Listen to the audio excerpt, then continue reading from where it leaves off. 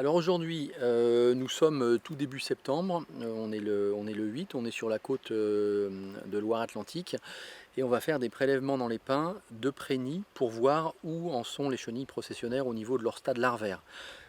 Tout l'été, on a surveillé les vols de papillons, donc maintenant pour savoir quel est le niveau de développement des chenilles suite aux éclosions, on va faire des prélèvements. Alors ce qu'on appelle les pré-nids, c'est les petites touffes un peu ébouriffées qu'on voit ici à l'extrémité des branches, ici, il y en a un peu plus haut.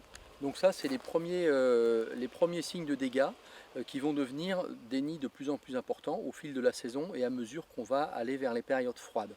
Donc là, je vais simplement prélever pour regarder à l'intérieur quel est le stade larvaire des chenilles, et puis on fait comme ça tout un échantillonnage sur la côte et sur le département, de manière à savoir à quel moment commencer nos traitements et être dans la période la plus efficace pour pulvériser du bacille de Thuringe.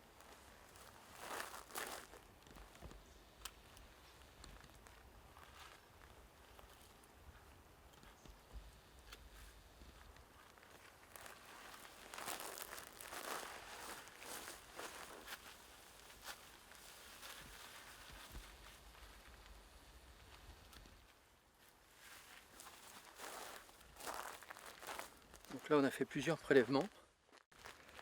On voit que ça se présente comme un nid mais en plus petit, avec des aiguilles qui ont été consommées par les chenilles. Là normalement à cette période de l'année on n'est pas du tout sur des stades urticants. Alors on va le découvrir en les ouvrant.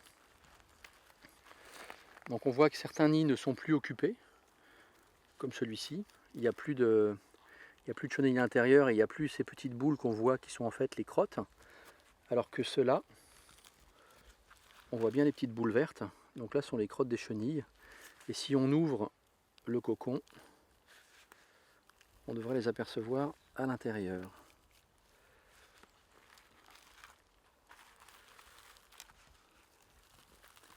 Voilà donc la colonie qui est présente ici.